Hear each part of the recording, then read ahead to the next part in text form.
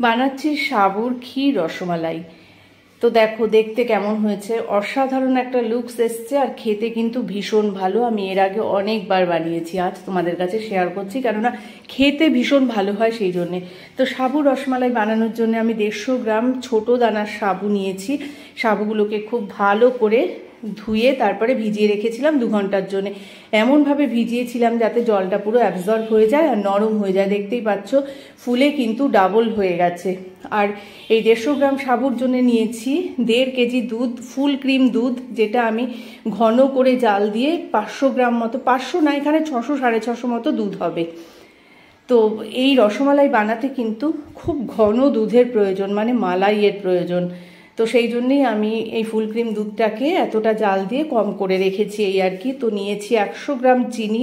পুরো রসমালাইটা কিন্তু 100 গ্রাম চিনিতেই হয়ে যাবে। রসমালাই যদি ভীষণ মিষ্টি হয় খেতে ভালো লাগে না। নিয়েছি 50 গ্রাম গুঁড়ো দুধ, কিছু ড্রাই ফ্রুটস যার মধ্যে আছে কাজু, কিশমিশ আর আমন্ড, 4টে এলাচকে ফাটিয়ে নিয়েছি।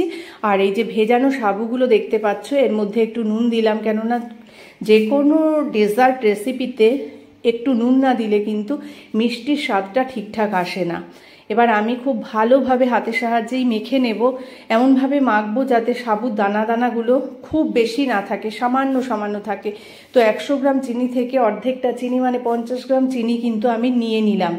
এবার এই চিনিটা এমনভাবে মাখতে হবে যাতে চিনির দানাগুলো পুরো গলে যায়, মানে অনেকক্ষণ, প্রায় মিনিট 5 মতন কিন্তু আমাকে মেখে যেতে হবে।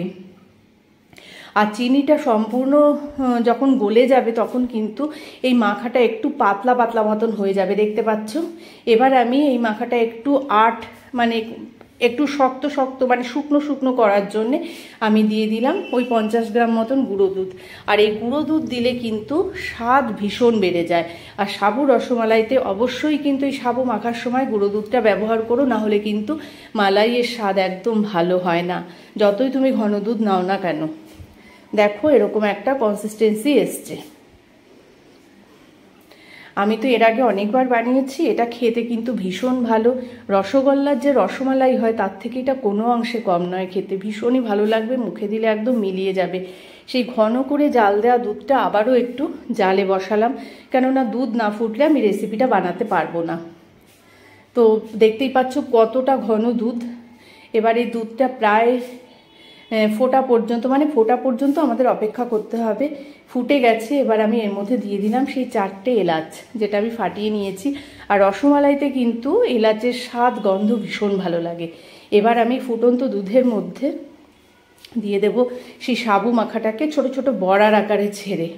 আমি কিন্তু আলাদা করে রসগোল্লা তৈরি করে সাবুর তারপরে রসমালাই বানাচ্ছি না, আমি সরাসরি দুধের মধ্যে এই সাবুর বড়াগুলোকে ছেড়ে দেব আস্তে আস্তে।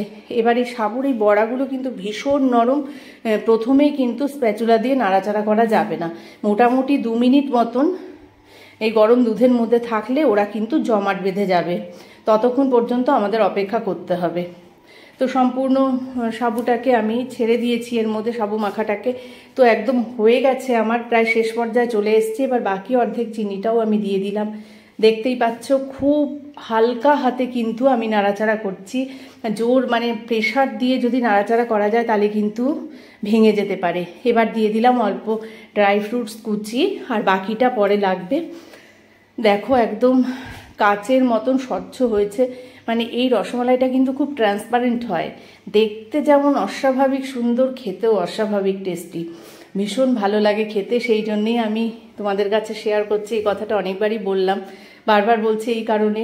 তোমাদের কাছে অনুরোধ রইল রেসিপিটা একবার হলেও বানানোর জন্য। দেখো রসমালাইটা দেখতে কি ভীষণ সুন্দর হয়েছে। এবার আমি এটা একটা কাচের বড় বাটিতে ঢেলে দিচ্ছি। এই রেসিপিটা একটু ঠান্ডা হলে তবে কিন্তু ফ্রিজে রাখবো। উপর থেকে ড্রাই ফ্রুটসটা ছড়িয়ে দিলাম। এবার ঠান্ডা হওয়ার জন্য অপেক্ষা করতে হবে, মোটামুটি 1-1.5 ঘন্টা বাইরে রেখে তারপরে ফ্রিজে আমাকে আধ ঘন্টার জন্য রেখে দিতে হবে সেট হওয়ার জন্য। তো ফ্রিজ থেকে বার করলাম, দেখো একদম শক্ত হয়ে গেছে।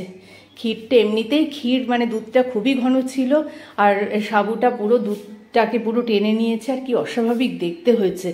দেখো আমি কিন্তু কেশর দিইনি এই রেসিপিটা, কেশর তোমরা দিতে পারো, কিন্তু কালারটা কিন্তু কেশর দিলে যেমন হয় একটা ইয়েলোইশের মতন দেখতে হয়েছে, বেশ একটা হলুদ আভা রয়েছে ডেজার্টটায়। দেখতে যেমন সুন্দর, খেতেও তেমনি সুন্দর। তো যারা খেয়েছো তারাই জানো এই রেসিপিটা কতটা ভালো হয় খেতে। আর যারা খাওনি তাদের কাছে অনুরোধ রইল রেসিপিটা একবার হলেও বানাও।